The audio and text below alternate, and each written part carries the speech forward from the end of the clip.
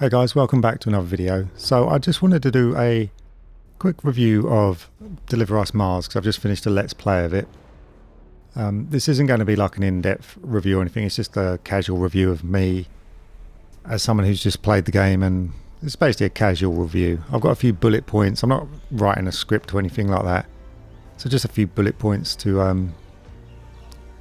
do a quick video, see if you might like, people might want someone's opinion. Basically, that's it. So let's crack on, shall we? So Deliver Us Mars is it sci-fi? Yeah, I guess it is called. I guess it would be classed as sci-fi, where you basically travel to Mars. It's all to do with like energy and the Earth.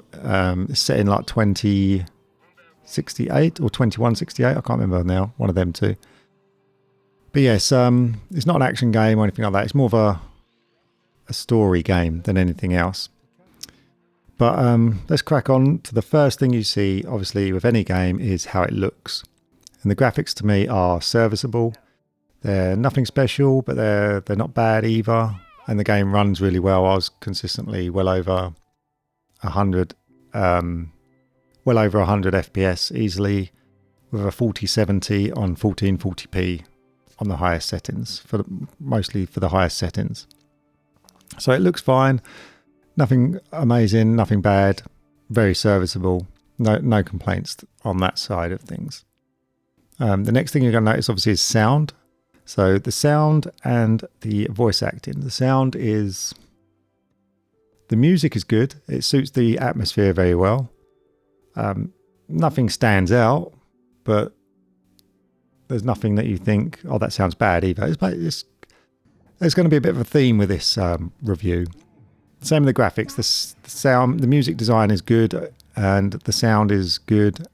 Nothing top notch, but nothing bad. Basically, it's very, very serviceable. It's one of the things where you don't really notice it because there's nothing standing out. So that can be a good thing because it means you're more concentrating on the game, rather than thinking, oh, that sounds bad. So the sound is fine. The voice acting I actually found very, very good. I can't think of anyone voice acting bad. The only downside about the sound, there is one tiny downside I think about the sound. Sometimes it sounded, you can change all this in the settings, so it's not really a downside because you can just customize it, but I just left everything on default for the whole playthrough. Whereas some of the voices over the comms can sound a little bit quiet, but like I said, there's settings, you can adjust all the sound volumes in the settings. I just didn't bother, I just left it at default and played the game. So yeah, it's a bit of a nitpick really, but yes, I found the voice acting very good actually. Like when you see a program on Netflix and it's dubbed and you're like, instantly it just sounds awful because the voices don't match what's going on. This doesn't sound anything like that. The voice acting is actually really good. I did, like I say, you just don't notice it. You're just concentrating on the story. And that's a good sign. If you're not hearing any downside and you don't notice it, then that's good. Because it just means it's integrated perfectly into what you're watching and experiencing, because nothing stands out as odd. So I really enjoyed the voice acting. Next thing we'll come on to is controls. I played it with a controller because it's more of a relaxed game. It's not, it's not a shooter or anything. I'd play mouse and keyboard if it was a shooter or something like that. But the controls was okay. So a couple of times it felt a bit janky, but mostly with the camera angles because it's third person and you can get some tight spaces. So third person in tight spaces, the camera angle goes a bit janky, like pushed up against your back. Them type of things, but I guess that happens in all third person games. But the controls were serviceable. I didn't really look in the settings, but I assume they're customizable. It was okay. It wasn't the best control scheme, but once you get used to it, same as anything, it was all right. So no real complaints there. They're serviceable. Now we get to the gameplay, which is one of the bigger things. Obviously, of any game is going to be the gameplay. And the gameplay is basically a visual novel more than anything, with puzzles. Only a few puzzles, nothing spectacular, nothing difficult. You basically just you're along for the ride for the story more than anything. And I actually quite enjoyed that because I was doing it as a let's play, and it suited that type of thing very well. You're climbing, you're solving energy puzzles, things like that.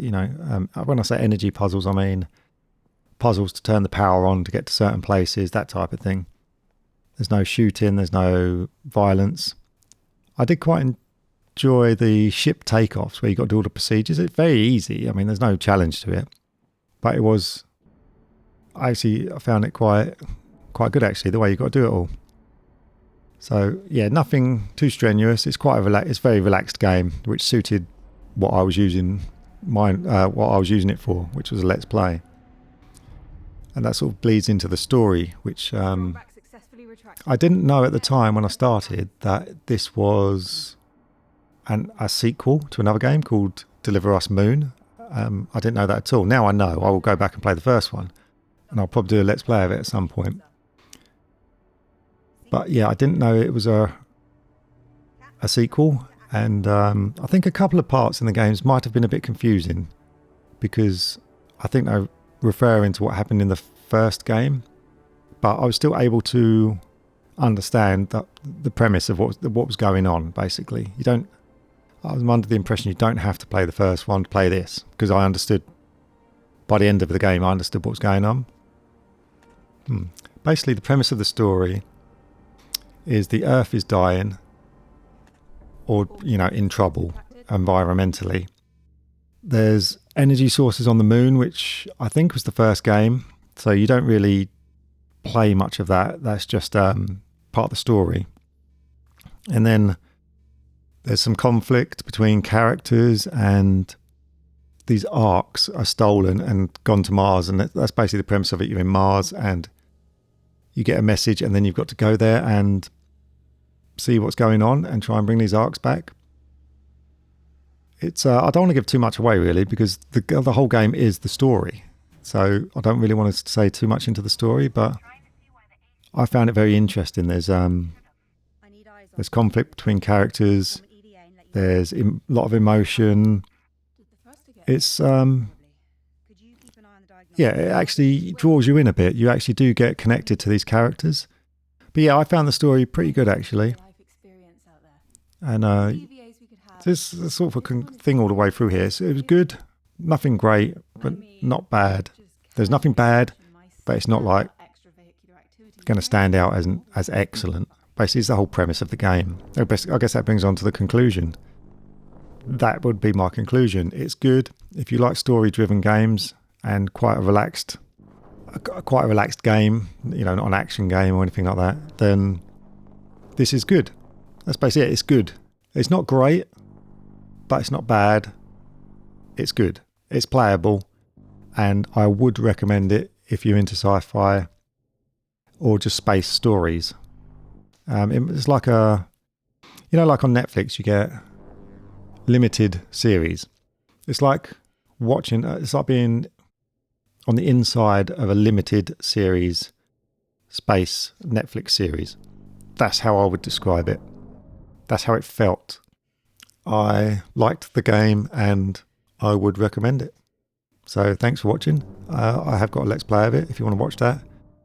I will see you in the future then, and hope you enjoy it if you do get it. Thank you. Bye.